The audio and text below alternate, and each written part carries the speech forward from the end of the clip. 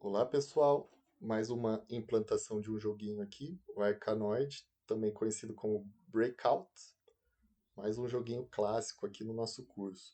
Claro, não é um curso de aplicação de construção de jogos, né? É um curso de demonstração do SFML, mas a gente não pode deixar de mostrar pelo menos a construção básica aqui da estrutura básica do nosso joguinho, tá bom? Claro que essa aula é um pouco mais rápida do que um curso de aplicação de jogos normal, no qual eu demoro 5 ou 6 aulas inteiras para mostrar, né, a construção do jogo, mas pelo menos a gente consegue brincar um pouquinho, a gente consegue ter uma ideia de como é feito, tá?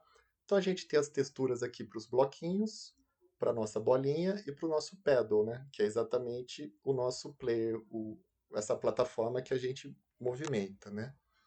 Então aqui o bloquinho, cada um dos bloquinhos que eu vou deixar para vocês, ele tem uma cor, né? Vocês podem definir a textura aí que vocês quiserem, obviamente. Todos os arquivos ali são PNG. Os sprites eu vou chamar de S-Ball e S-Paddle, né? O S-Paddle eu vou definir a posição dele de 300 e 440. Como a gente fez na aula anterior, cada um desses bloquinhos você tem que sempre colocar um numeral em frente ao bloco para mostrar que ele é um conjunto, tá? Então, cada um desses blocos, o bloco 1, 2, 3, vai ser definido ali pelo n, né? Integer n igual a zero, mas depois ele pode ter mais um número a partir de 1 e vai acrescentando. E em conjunto com as variáveis i e j, a gente consegue posicionar os nossos bloquinhos ali com a multiplicação do set position i vezes 43, j vezes 20, né? Que é exatamente o tamanho dos bloquinhos. Então, 1 vezes 43, 1 vezes 20, 2 vezes 43, 2 vezes 20. E através dessa dinâmica a gente posiciona os bloquinhos. A gente vai ter o x e o y, que são as posições das bolinhas, e o dx e o dy, que é exatamente a variação dessas posições, tá? Então, x mais igual a dx, y mais igual a dy. Ou seja, x e y variam de acordo com a dx e o dy, tá? Nada mais do que isso, uma dinâmica muito simples. Depois a gente coloca a nossa ball, S-ball set position x e y, tá? A velocidade inicial da bola, ela está definida ali como dx igual a 4, dy igual a 3, e a posição inicial da bola, x igual a 300, y igual a 300. Tá? Então, a posição de x e y, a posição da bola, no nosso mundo em duas dimensões, sempre vai variar com o dx e o dy. Então, S-ball set position inicialmente é 300, 300, a posição 300, 300. Claro, o nosso pedal vai para a direita e vai para a esquerda, então esse pedal move, né, para a direita e para a esquerda. Como a gente fez ali no exemplo do ponto, que era só na posição vertical, esse aqui agora é só na horizontal que ele se movimenta. E aqui o core do nosso joguinho, que é simplesmente quando há intersecção, quando a bolinha bate no bloquinho. Então, a gente faz uma simulação aqui de um float rect, mais ou menos do tamanho da bolinha, intersectando, né? Ou seja, colidindo com o nosso bloco. Por isso que a gente tem aqui o bloco, pode ser qualquer um dos blocos, ponto get global bounds, ou seja, qualquer parte ali do tamanho do bloco, do retângulo dele, é o bounds dele, né? Quando acontece isso, esse bloco ele vai para uma posição fora da nossa tela, então para uma posição menos 100 e 0. Então dá a sensação que ele sumiu.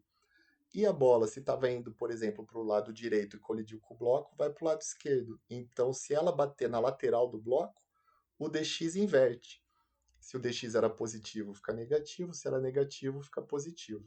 Do mesmo modo, se bater em cima ou embaixo do bloco, o dy ele vai se inverter, tá?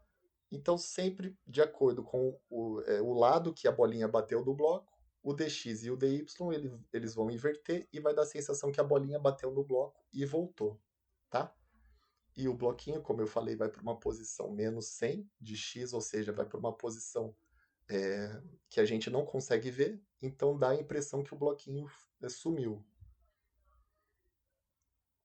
tá bom? A gente tem aqui o nosso bloquinho, E essa área em marrom é a global bounds dele, que vai depender, obviamente, da largura e da altura do nosso bloquinho, tá?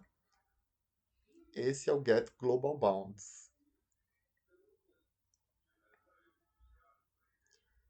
Por outro lado, se o x é menor que zero ou x maior que 520, que é o tamanho da largura da tela, mais uma vez o x vai bater na borda e vai voltar. Ou seja, o dx inverte. O dx maiúsculo vira dx minúsculo, tá? O y da mesma forma, quando o y bater lá em cima ou aqui embaixo, né? Nesse caso, como é uma implementação básica, a gente não vai fazer pontuação, não vai fazer game over, nada assim. Quando ele bater aqui embaixo, ele volta. E aqui a intersecção dele com o pedal, né? O pedal, assim como um retângulo, é um sprite e ele tem global bounds, tá?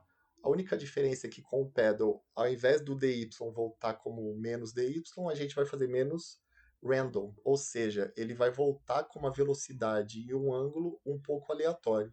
Isso para deixar a dinâmica do nosso joguinho mais interessante, tá? Então dy é igual a menos random, valores ali que você pode escolher. Eu escolhi ali variando de 5 ou 6 ou 7, tá? Qualquer random ali, de 0 a 5 mais 2. Então, na verdade, pode ser 0 mais 2, 1 mais 2, até 5 mais 2, tá? Outra coisa importante aqui, o nosso bloquinho, ele vai para a posição menos 100, como eu falei para vocês, tá? Então, ele sai da visão da nossa tela e a gente tem a ilusão que ele sumiu. E aqui está a implementação do nosso Arcanoid Breakout. Mais uma vez, eu passei muito rápido por essa aula, tá?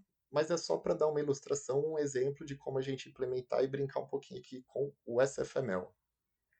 Espero que vocês tenham gostado. Mais um joguinho clássico aqui para nossa coleção.